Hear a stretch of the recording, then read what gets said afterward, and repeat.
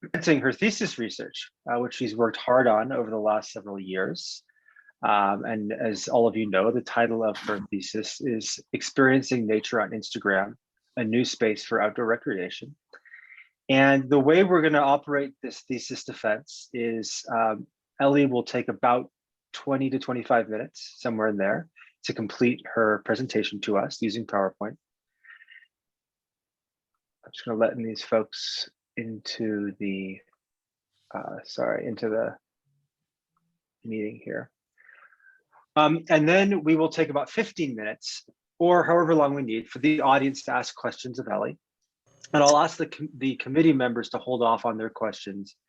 And then once we kind of get through the audience questions, we'll ask the audience to leave. And then the committee, who is myself, Desiree Crow, and Brian Wee, will stick around and we'll ask Elly questions sort of as a smaller group.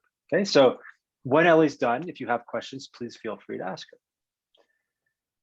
All right, so without further ado, Elly, I'm going to give you the floor and I'm going to have you take about 20 to 25 minutes to tell us about your research. Oh, I think since I made you guys hosts, my screen sharing Got is it. disabled. Okay, I'll make you co-host so you can share again. Right, okay, you should be good to go now.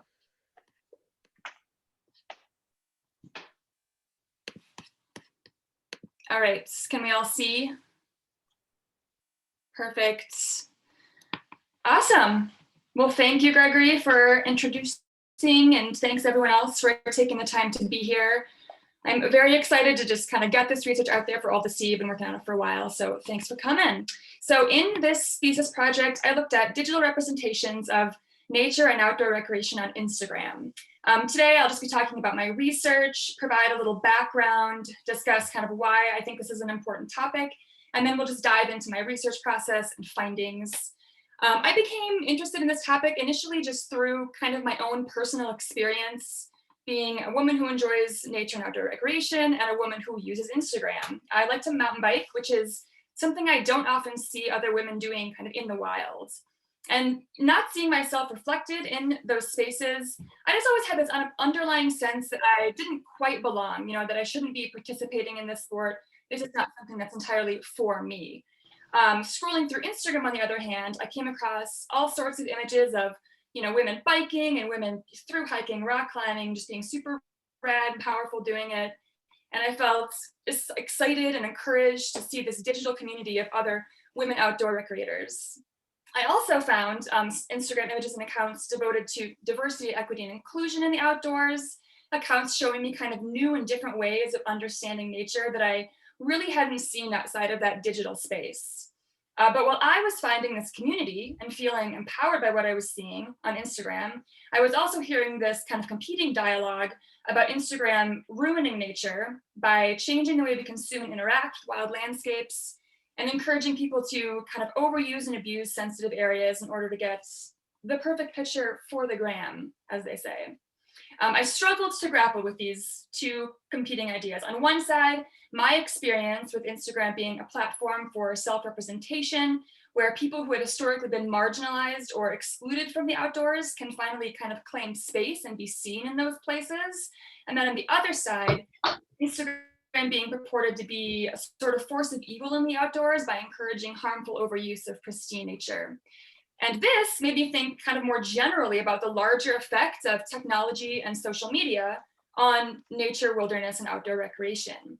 Are Instagram and other digital technologies good for nature, or are they bad for nature? How are these digital technologies and social medias changing our relationship to nature?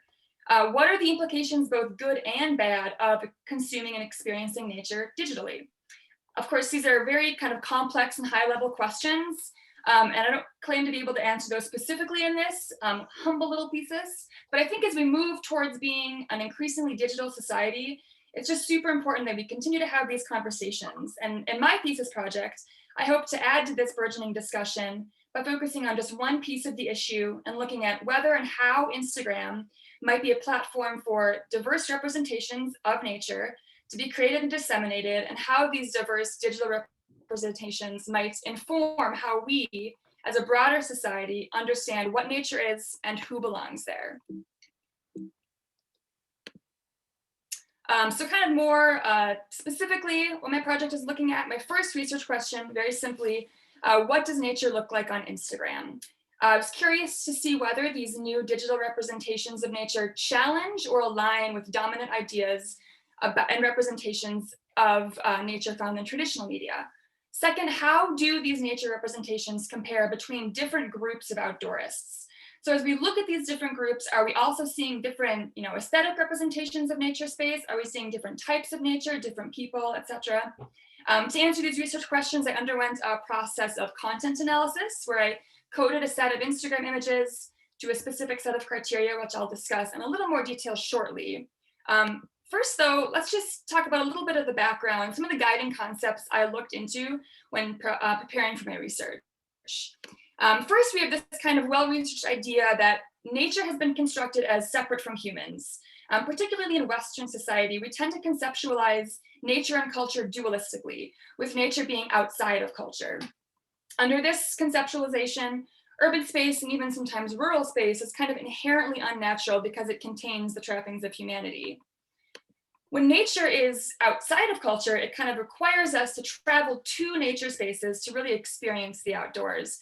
And of course, historically, it was upper-class white men who had the means and permission to travel away from the city and into nature to participate in outdoor or adventure recreation. So nature was constructed both as a masculine space and as a white space, and therefore constructed as an exclusionary landscape where other bodies really were not welcome. Of course, this has changed a bit over the years. Participation is a lot more diverse than it was around the turn of the century. We are still seeing the impacts of this today. A recent outdoor recreation report from just this past 2020 found that the kind of average or typical outdoor recreator was a college-educated, middle to upper class white male, with women and to an even greater extent, Black and Latino Americans being significantly underrepresented in outdoor and nature recreation of all kinds. And these two ideas, nature as separate from human society and nature as an exclusionary landscape, have been reinforced over time through visual representations. Google the words nature and wilderness, and what you'll probably see is these kind of big, grandiose images of pristine nature in the mountains or forest. Look at an outdoor magazine, and you will more than likely see an image of a fit white man engaging in outdoor recreation. And of course, these ideas have been backed up by academic studies, looking at media depictions of outdoor recreations, which have been found to rarely feature people of color or women actively engaging with nature, focusing rather on a white male experience. And these representations, kind of traditional media, have of course been created historically by media gatekeepers, people in positions of power who essentially control who and what we see. I argue, on the other hand, that social media kind of generally, and Instagram more specifically, is a platform where individuals can bypass these media gatekeepers. They can control their own representations and create and disseminate images that show us a more kind of diverse and inclusive way of understanding nature space. Social media is often talked about kind of as this marketplace of ideas where alternative ways of knowing, inhabiting, and experiencing the world can be made visible to a larger public. And in this way, the digital geography of Instagram is kind of in the abstract a public space akin to a physical public space in the kind of quote unquote real world. And of course, these digital spaces are an increasingly relevant platform for learning and knowledge production. I think we're all probably almost painfully aware, considering recent political events and conversations, of how the internet, and even more so social media platforms, are really where most of us turn to for information and community.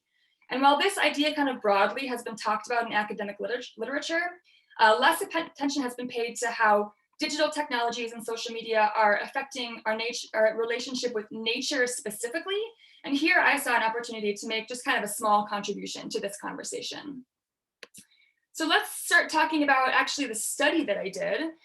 First, my methods, which are a content analysis of a series of Instagram posts created by a diverse set of outdoor recreators. My primary data source was Instagram, as hopefully you've gathered by now. Again, I was interested in two specific things. What does nature look like on Instagram, and how do these representations compare between different groups and communities of outdoorists?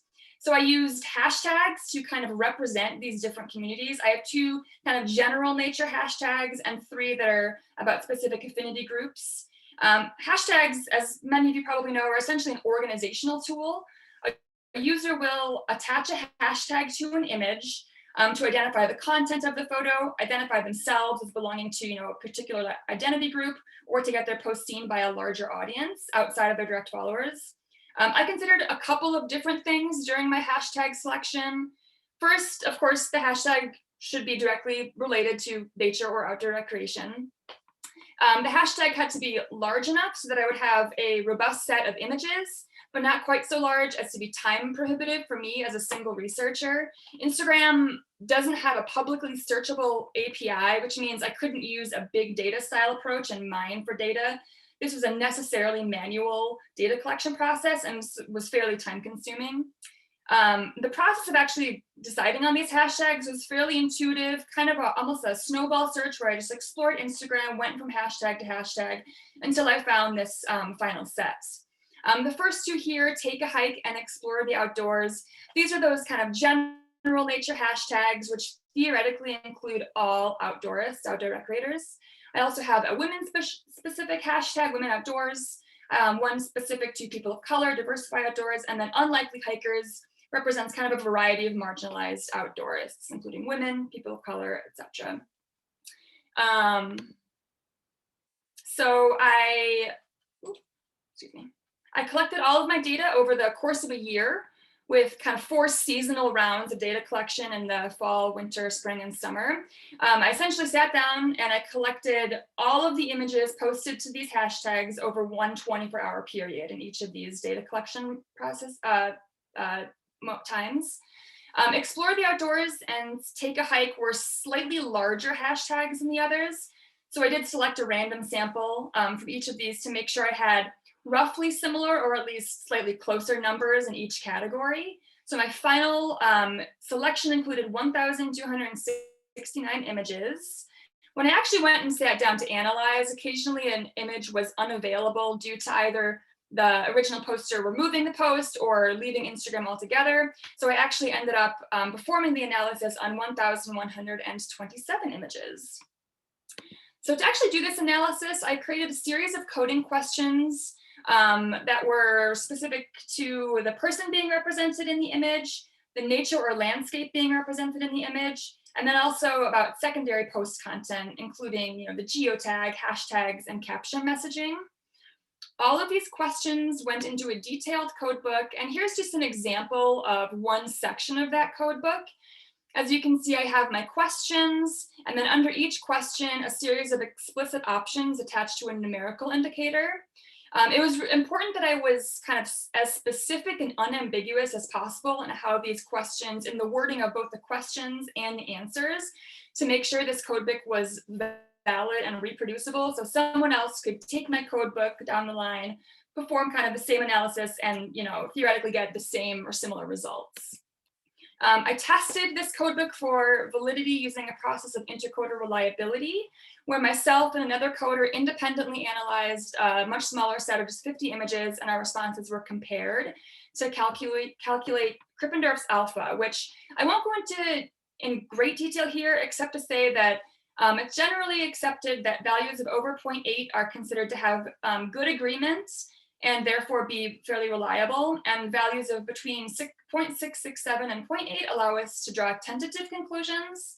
So as you can see here, I got fairly good agreement with most of my questions over the first round. So those questions were, concise and unambiguous enough that me and my fellow coder got similar answers. Anything that had less acceptable agreement, I revised and refined and then retested for better results. I did omit one question, question 10, which was asking if the person in the image conforms to that of a stereotypical outdoor recreator, as this question just seems simply too subjective and honestly kind of judgy and inappropriate at the end of the day. So that one we say goodbye to.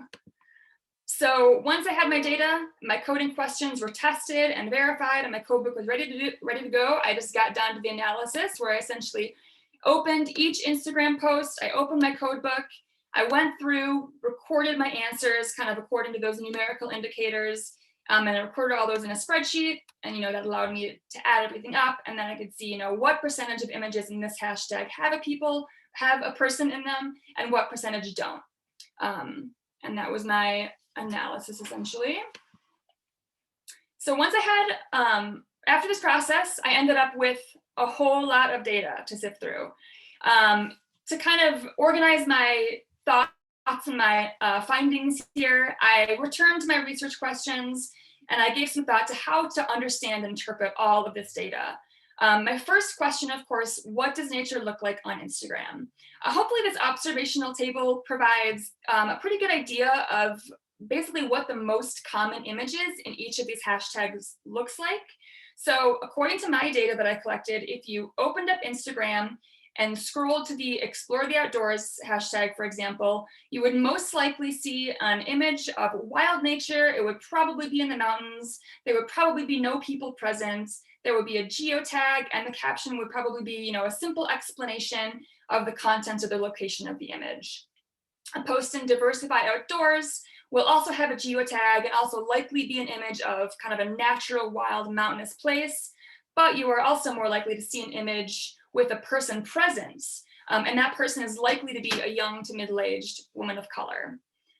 So my first thought looking at this was, I'm not seeing a huge amount of data variation, but I do think there's some nuances that are not shown in this observational table, and what we do see, I think, is still pretty telling. I organized my findings into 3 categories. What do we see in the image? Who do we see in the image? And what does that secondary content, those hashtags, geotags, and captions tell us about how these different groups understand, value, and contextualize nature in their lives? So first, let's look at kind of the idea of who belongs in nature. As I alluded to earlier, in our 2 kind of general nature hashtags, we are most likely to see an image of a natural landscape with no people present, while in our specific hashtags, kind of affinity group hashtags, we are more likely to see an image with a person present. I think this speaks to that kind of nature-culture dualism that I spoke of earlier, which considers true nature to be a space free of humans. Again, this idea seems to be more or less upheld in those general nature hashtags, but is challenged to some extent in those affinity group hashtags where we see people kind of front and center in the image. Another notable piece of information, of course, is the identity of the person in the image. In the general nature hashtags and the women-specific hashtag, we are far more likely to see a white person engaging with nature. And the opposite, of course, is true in Diversify Outdoors and Unlikely Hikers, where we are a lot more likely to see a person of color engaging in nature. And here are just a couple of images that I pulled out that I felt were kind of representative of these results. In Take a Hike here, we see essentially an image of a pristine natural landscape with no humans, no indication of humans in there. In Women Outdoors, we see a white woman hiking down a trail, and then in Unlikely Hikers here, we see a Black woman sort of boldly taking up space in nature. So as we talked about earlier, there's definitely a difference between these hashtags in terms of whether or not there are people present and who that person is. In terms of what is nature, kind of the natural landscape featured, we actually don't see much of a difference at all. All of these images tend to feature kind of wild nature as opposed to rural or urban nature. And most of them feature mountains, which I think for a lot of us is sort of stereotypically what we think of when we hear the word wilderness. This is not something I was necessarily expecting. I think probably naively, I expected to see different types of nature represented in those affinity group hashtags, maybe more rural or urban nature, different maybe ecosystems or more diverse settings of nature. And this simply was not the case. And I think the fact that we see very little difference or variation in terms of how these different groups define and visually represent nature really speaks to how deeply embedded ideas about nature and wilderness are kind of in our collective psyche. And here are just a couple more image examples for you. Again, we see that all of these images feature some level of kind of pristine nature with, big views. These are often in the mountains, or we're seeing kind of rolling tree-covered hills. Occasionally there is a person present, but the landscape itself is essentially just an unbroken expanse of wilderness, right? So finally, let's take a look at kind of the secondary content, which gives us an idea of how these different users understand, value, and contextualize nature in their lives.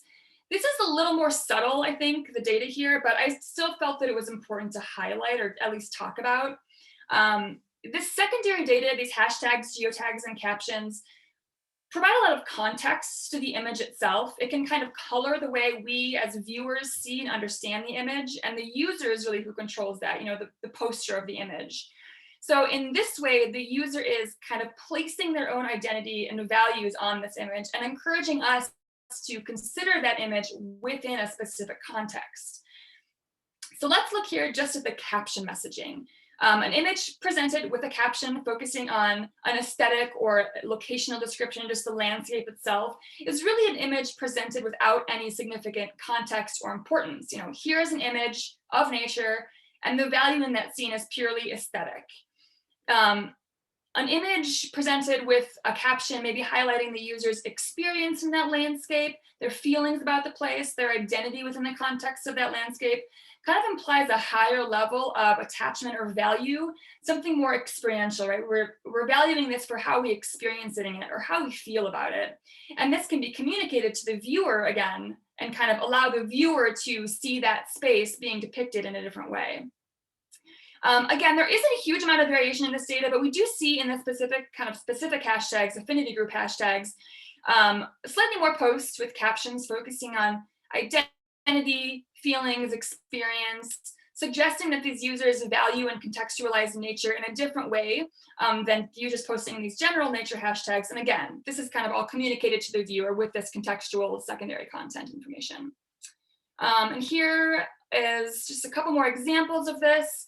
With this post in Explore the Outdoors, it's featuring just a very simple caption, describing what we're seeing in the image. This post in Unlikely Hikers features a caption that details the user's experience hiking that day, kind of how they feel about that place.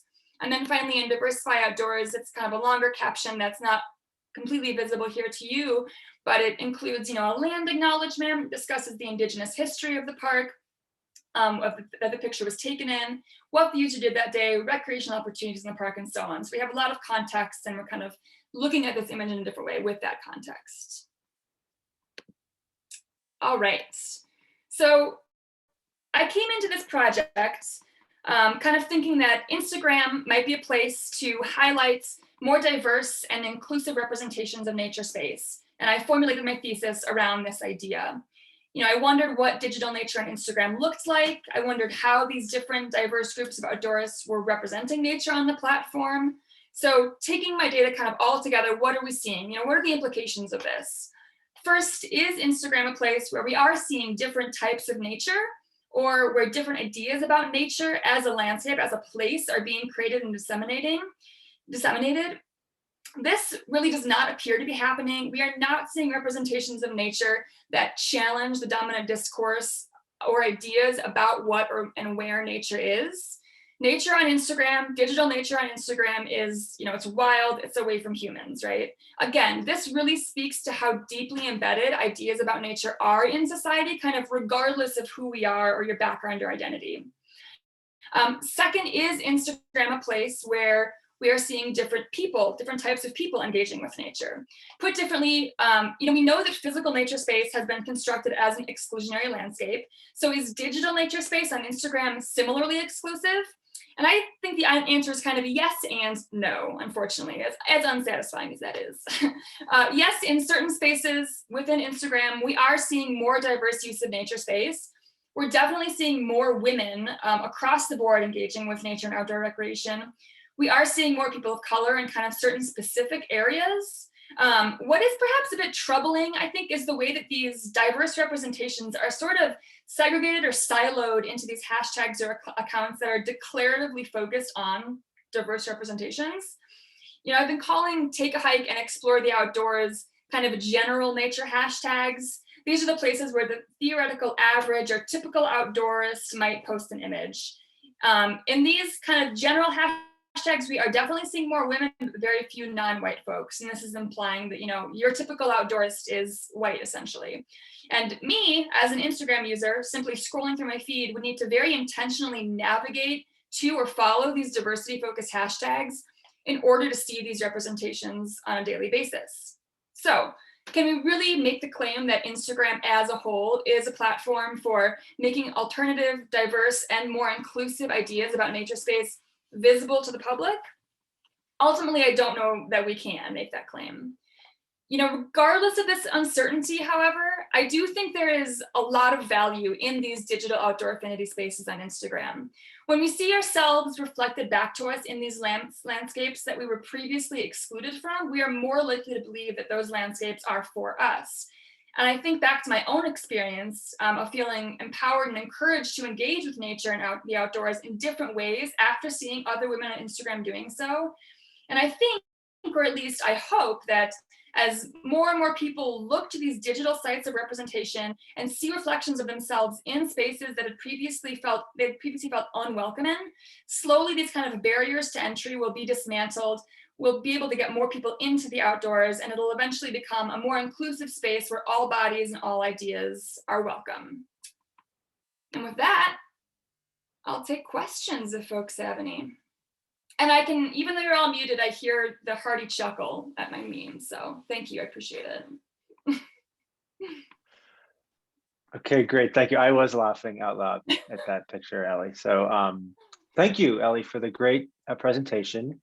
And I want to use this next up few moments to allow members of the audience to ask questions of Elly. I will just say before you ask your question or as you formulate them that as always, I kind of should have said this at the beginning, but it's always great to see a presentation like this because I just harkened back to 2 years ago, back when we used to meet in my office and discussing this project at the really early stages and trying to figure out where it would go and what it would end up looking like when you were done. It's great to see you at this stage, having put in a lot of hard work on this. So yeah, it's always fun to kind of get to this stage of the research project. So okay, so I want to give folks time to ask questions of Elly.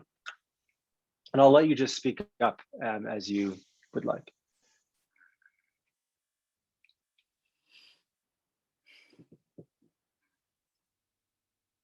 I know it was a pretty good presentation, so I really covered all my bases.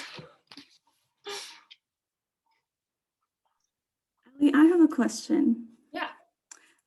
First of all, thanks for an awesome presentation. That was really, it was entertaining. It was really interesting. I'm wondering if you researched anything about the Instagram algorithm and how it might contribute to the stifling of certain content, because I hear a lot about how the algorithm, your main timeline is not in chronological order, and the less that someone interacts with a user, the less that you'll see that user on your feed. So did you come across any information based on that? I mean, I didn't, not necessarily articles or research about it, but I do discuss this briefly in my project. And this is one of the, I think kind of problematic parts of Instagram, right? And I think used in an appropriate way, or I should say in like a perfect world, right? If Instagram didn't have those algorithms, I think it could be really effective. But this is definitely one of those things, the algorithms, and kind of, you need to almost look a certain way and be kind of touting a certain type of content to be seen. And that's why, when I talk about this kind of siloing of information into these specific places, that's kind of what I mean, right? You need to like specifically follow someone to see their content, or follow things really similar to them to see their content. And I think in that respect, right, algorithms aside, if we are intentionally following people that look like us and like are seeing ourselves in these spaces, I think it's valid and it's important. But with the algorithms, I think that affects how the broader public sees it. I think I went into this thinking like, oh, Instagram is this place where everyone can see everything. And because of those algorithms and because of the way, almost like the internal architecture of Instagram, that's really not the case, So So yes, that is definitely an issue. And I don't go into it in great detail in my project, and the methods that I use looking at the hashtags, that is organized temporally. So the algorithms didn't really affect my specific research, but it's for sure a conversation that kind of needs to continue to happen. Yeah. Yeah, okay. Thank you, Elly.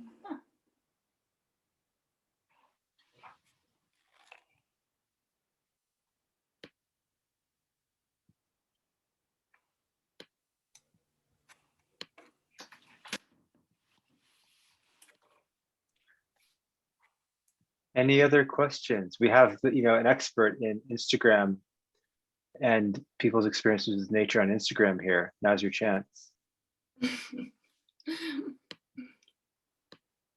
I had a question, and I was Great. so I do a lot of wildlife photography, and so I have somewhat of a following on Instagram, and so what I've noticed is there's a lot of conflict with geotagging images on Instagram, particularly with like sensitive wildlife species. And so I was wondering kind of what you recommend to someone posting who wants to protect sensitive areas, but also be inclusive. That's a great question. And there's a lot of conversations about people that are kind of like, don't use geotags. There's a lot of conversation about how that is kind of gatekeeping. But of course, it's important to protect sensitive areas. I mean, I think we would all agree with that, right? And I think the way to kind of get around that is just to provide context. When you geotag an image, and if you're just captioning it like, this is what this image is, the viewer of that image doesn't know kind of how to treat it or why it's important, right? Or how to value it. So again, that's where this kind of secondary data comes in, the caption and the hashtags and things. We can kind of change the way a viewer sees that landscape or understands that landscape, or even like how they should treat that landscape. So if you geotag an image, maybe in the caption also say, this is a really important area for this reason. This was traditionally the indigenous people, these indigenous people kind of were on this land originally. And I think that will help to kind of encourage more responsible use of these sensitive areas. Great question.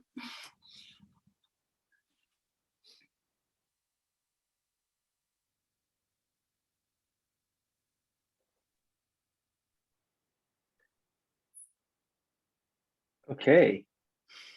Well, if there aren't any other questions, last chance. Questions from the audience. Okay. Well, if that's the case, then I think what I will do is adjourn the large group, and then the committee will stick around with Elly, and we've got some follow-up questions for her then. But thank you, members of the audience, for coming and hearing this fantastic talk today. And good luck with the rest of your semester. Hopefully see you soon. Thank you, everyone. Thank you.